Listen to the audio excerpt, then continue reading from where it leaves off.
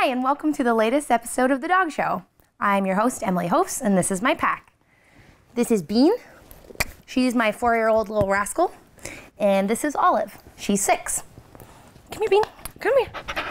We got both of these girls from our local shelter, and as you can probably tell, they are definitely mixed breeds, but in both of them come out a lot of characteristics that are very common in terriers, chiefly of which are high energy and mischievousness, particularly in this one. She's our little rascal. Lay down. On this episode, we're going to meet some dogs that have very different lives than these guys. We'll meet the sled dogs that run the Yukon Quest, check out some gear, another adoption success story, and much more on this episode of The Dog Show.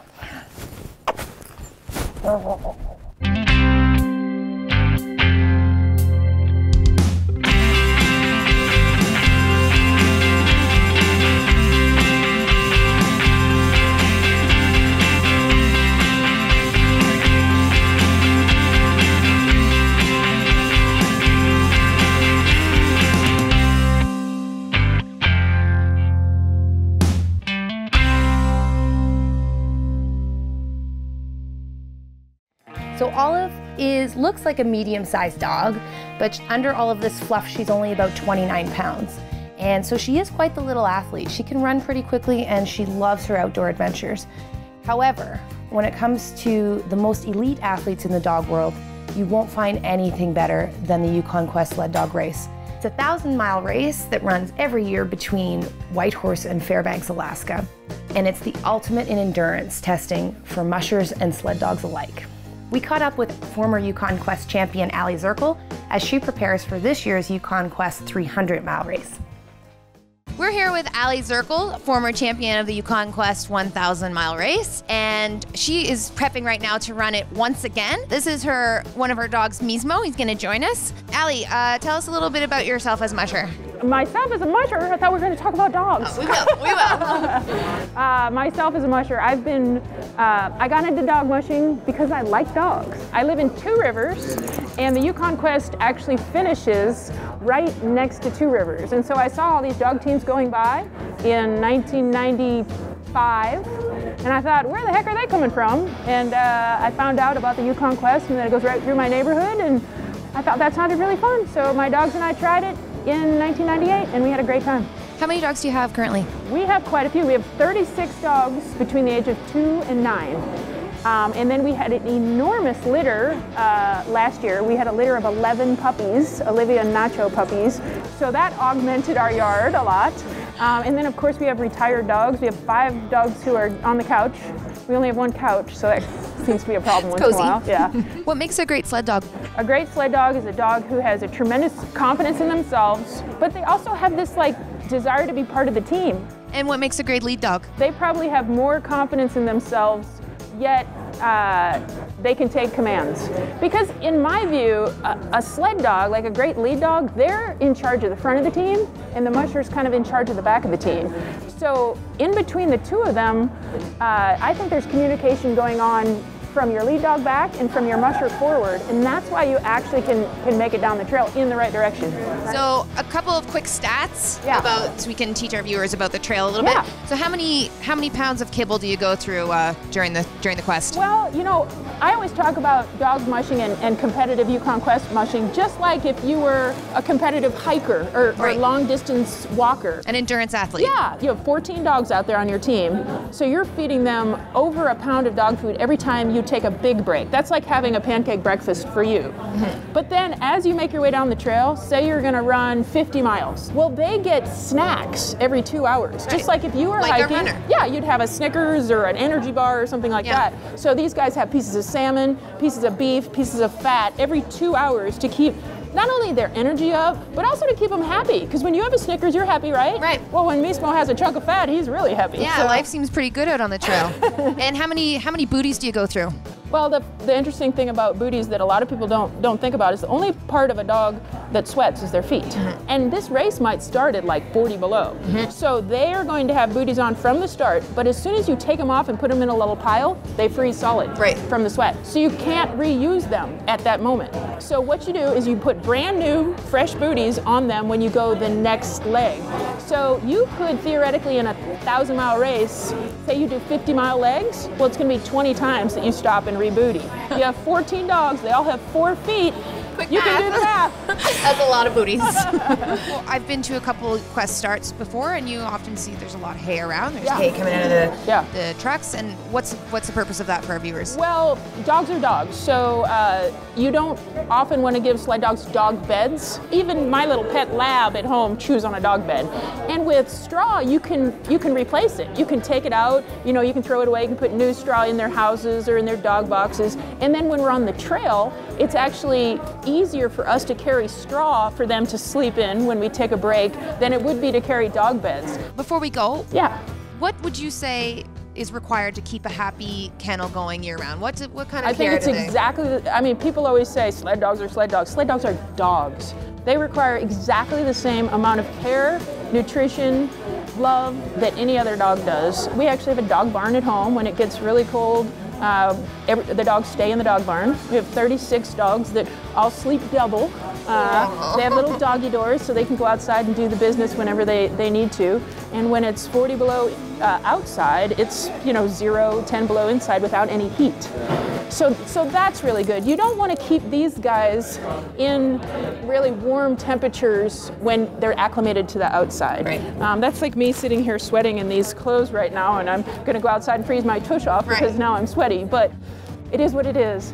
Thanks so much, Aliy. Good luck with the race. Have a terrific run. Well, it's fantastic to be in Whitehorse, and this is Mismo's first time in Whitehorse, so thanks for coming, he's feeling Mismo. pretty welcomed.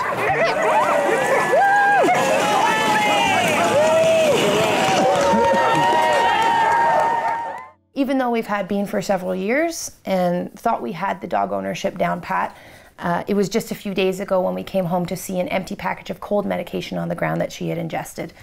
That was just 2 short weeks after we came home to a full packet of gum that had been chewed and stuck in her beard. And that was preceded a couple of years ago by coming home to an empty shredded can of auto transmission fluid. All of those times were extremely scary, and we called our vet, and luckily the little cockroach survived. It was a good reminder for us that, like a toddler or a baby, you should always keep things out of sight and out of reach of pets in your house that could cause them any kind of harm. We spoke with Yukon Quest head veterinarian Nina Hansen about what she does to make sure the dogs stay happy and healthy while they're out on the trail.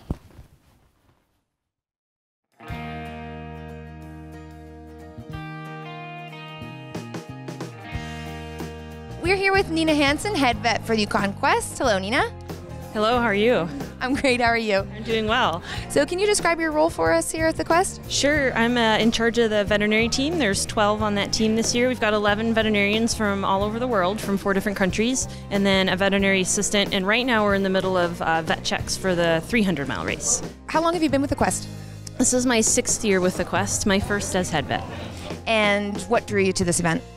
Kind of got into it on accident. I worked in a small animal practice in Fairbanks, and one of my coworkers asked me to help volunteer for a 300-mile race in Alaska, and I did that. I wasn't prepared for it. I had no warm weather gear, but I loved it, and I keep coming back. So, how do you ensure that these dogs stay happy and healthy out on the trail? So it all starts today, and for the 1,000-mile race, they were last week. Every dog gets a thorough physical exam before the race, and then they're examined at checkpoints throughout the race so we can identify any potential problems as soon as they arise, and we work with the mushers to deal with anything. What's a common ailment that might happen to a dog while out on the trail? You know, we tend to see things that long distance runners see. Sore muscles, maybe a pull here and there. Usually minor issues are things that we're dealing with. So, and what kind of steps can the mushers take to ensure their dogs are happy and healthy on the trail? You know, the biggest thing for them is just to pay attention. They all know their dogs better than we do. You know, we see them at checkpoints and they're with them 24 hours a day for the whole race. So if they're proactive and paying attention to their dogs and let us know if they have any concerns, then usually we get things before they turn into issues. So we're really talking about the elite endurance athletes of the dog world here. Yeah, definitely. So these dogs will be running like 4 marathons a day for the next 8 to 12 days. And what makes a great sled dog? How does it differ from a regular house pet that we might have? So most of these dogs are Alaska Huskies. There are some Siberian Huskies as well. So they need to have a coat that helps them withstand the cold. And then really, it's a breed that doesn't have a color standard or a visual standard. They're bred for performance. So if you see behind us, we've seen several different colors, different kinds of dogs. So they're really just bred for running and for nothing else. And how about the lead dog? What kind of characteristics does the lead dog have? They're generally, and again, I don't run dogs. I've not done that very many times. The smarter dogs. Yeah, that would be a good question for a musher. So yeah, the smarter dogs, the ones that pay attention, don't get distracted. Thank you so much, Nina.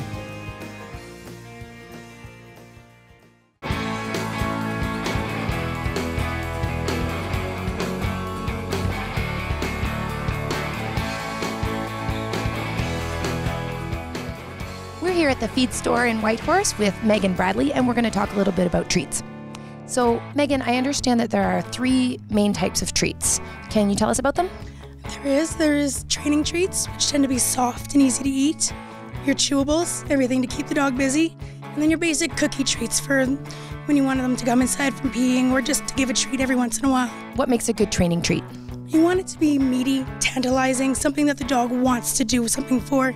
Generally meat-based, soft, so it's quick and easy so the dog doesn't lose its attention span. What makes a difference between a training treat and a cookie treat?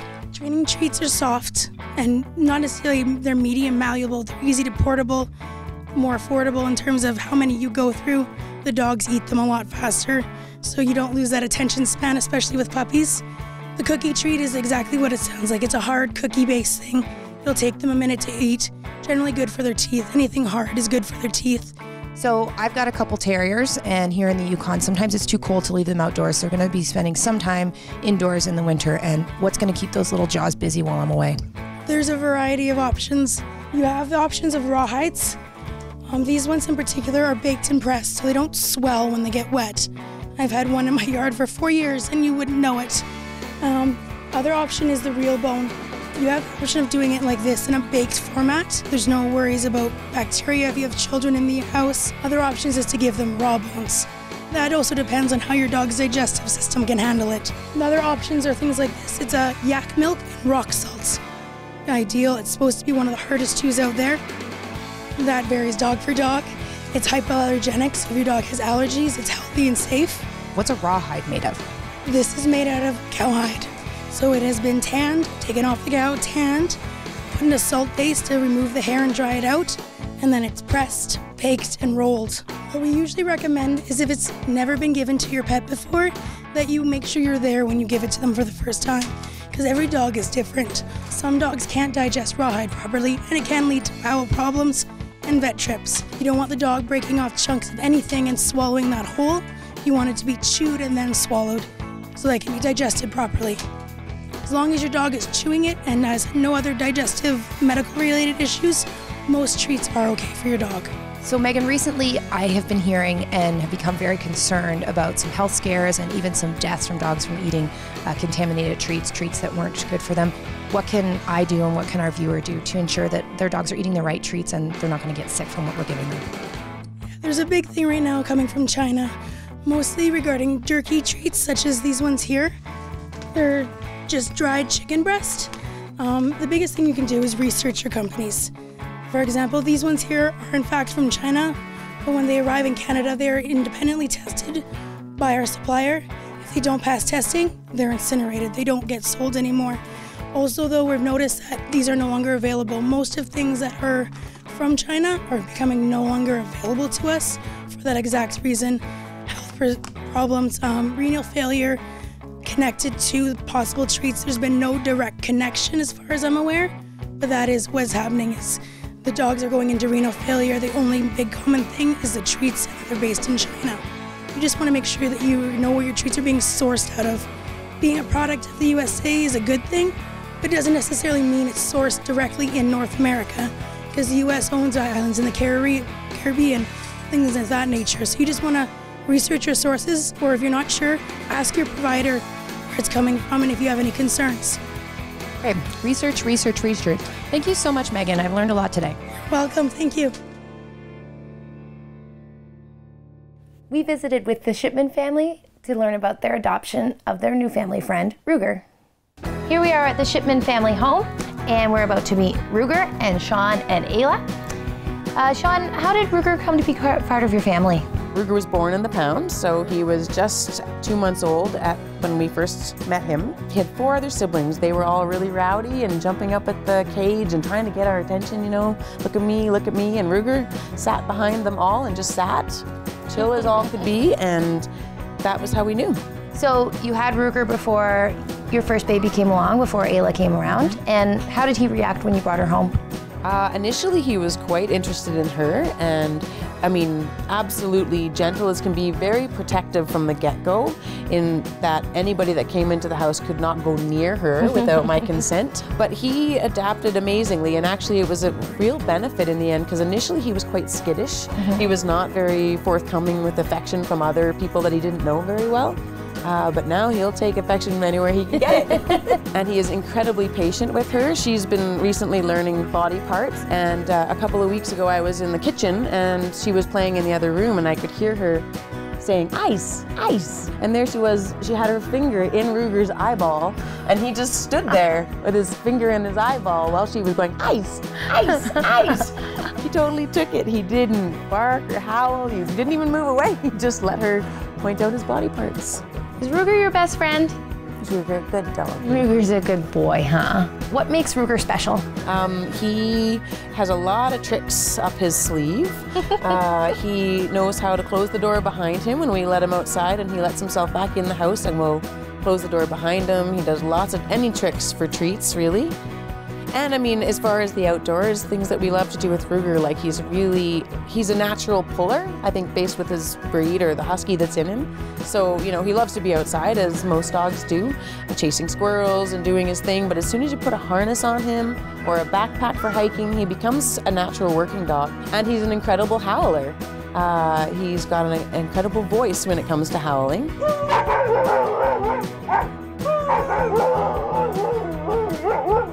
And apparently the Yukon Sourdough Rendezvous judges seem to think the same. Last year he won first place. He was the first place champion for howling, and this year he got second place, but you know, they gotta share the love. But yeah, he's quite a howler. Ruger, this is an award-winning dog. He's a champion howler.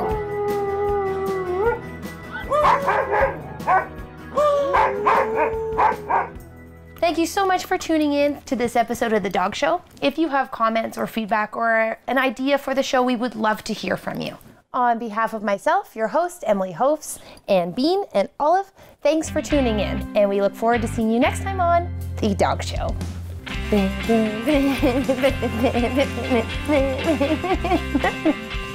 This one's just dying to be in the shot. She just loves the camera. Are you the most important customer? Yeah.